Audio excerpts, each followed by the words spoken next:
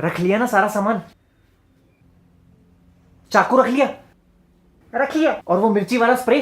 रख लिया। एक काम करो, कैंची भी रख लो और वो गरम मसाला भी। हाँ रख लिया। बस दीदी तुम औरत हो या किचन, ये सब क्या है? तेरी माँ को मैंने कराटे कोचिंग लगवाने का फैसला किया है। ये लो। क्या? हाँ तो मैं कुछ समझा नहीं। अरे रहने दे, तुम लोग वो मोमबत्ती लेके धरना करने वाली पीढ़ी हो। आज बात करोगे, कल फेसबुक पे लिखोगे और फिर भूल जाओगे। ये लो। कराटे सीखना बढ़िया है, लेकिन मुसीबत के टाइम औरत कहाँ 4-5 आदमियों से निपटेगी? हर बार औरत को ही क्यों सावधानी बरतनी चाहिए?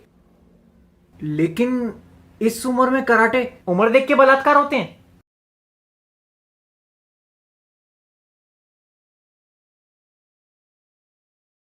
तुम जाओ, मुझे हर आधे घंटे में कॉल करना, ठीक है? और वो ऑटो वाले का नंबर प्लेट की फोटो खींच के मुझे भेज देना, और टाइम टू टाइम हर आधे घंटे में कॉल करती रहना, ठीक है? 100 नंबर लिस्ट में सबसे ऊपर है, जैसी कोई गड़बड़ लगे मिला देना, ठीक है? और अंधेरा होने से पहले घर आ जाना। जहां पे झुंड दिखे ना ज्यादा मर्दों का, वहां से चल के मत जाना। मुझे मत समझाओ, मैं अपनी पूरी जिंदगी इसी डर में जी चुकी हूँ। अच्छा ठीक है, ध्यान से जाना। घर से बाहर निकलने के लिए इतनी कंडीशंस हैं, हम ही जिम्मेदार हैं इसके। और तू क्या पहली बार देख रहा है? ये देश के सभी घरों में यही हाल है। तो एक नॉर्मल आदमी क्या कर सकता है? खुद से एक सवाल पूछ सकता है। क्या? जो भी पूछूंगा उसका सही सही जवाब दियो। तुझे क्यों लगता है रेप होते हैं? चल तुझे 3 ऑप्शन देता हूं। छोटे कपड़े पहनने की वजह से, लड़की के देर रात पार्टी करने की वजह से, या फिर लड़की के शराब पीने की वजह से। पता नहीं। तुम्हें क्या लगता है जीजा जी? यार देर रात तक लड़की का बाहर रहना गलत तो है। जो आदमी इन तीनों ऑप्शंस में से किसी एक पे भी सहमति जता दे, उसकी भी कहीं ना कहीं एक रेपिस्ट जैसी सोच है। वो रेपिस्ट नहीं है, लेकिन सोच मिलती जुलती है। अरे बहुत सारे देशों में लड़कियां रातों को सड़क पे अकेली निकल जाती घूमने। जो बुर्खा पहनती है उनके रेप नहीं होते? 70-80 साल की औरतों के रेप नहीं होते? अरे छोटे 5 महीने के बच्चे तक को नहीं छोड़ते ये लोग। अब उनको भी क्या बुर्खा और साड़ी पहनाने लग जाए? पूरी जिंदगी सुनते आ रहे हैं बेटी बचाओ बेटी पढ़ाओ। अरे अपने लड़कों को कब पढ़ाओगे?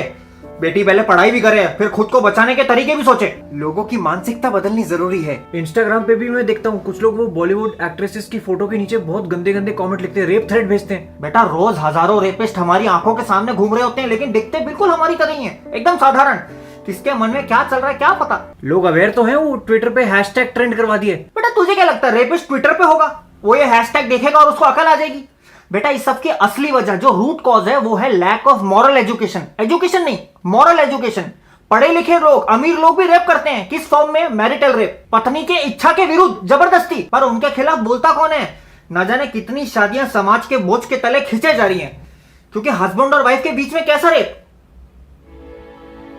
ये जो हर साल ऐसी घिनौनी हरकतें सामने आती हैं, तुझे क्या लगता है ये एक लौता केस होता है? बेटा रोज हजारों रेप होते हैं, लेकिन लोग पुलिस को कंप्लेंट करने से डरते हैं। पुलिस के एफआईआर कॉपी तक वो बात पहुंचती नहीं। सालों को पब्लिक में खड़ा करके जिंदा जला देना चाहिए। बेटा ये सब गुस्से में कहना जायज है, भावनाएं एकदम जायज है। मैं भी नहीं चाहता, कोई नहीं चाहता कि वो साले जिंदा बचे, लेकिन हमारी 125 करोड़ की आबादी वाला देश है।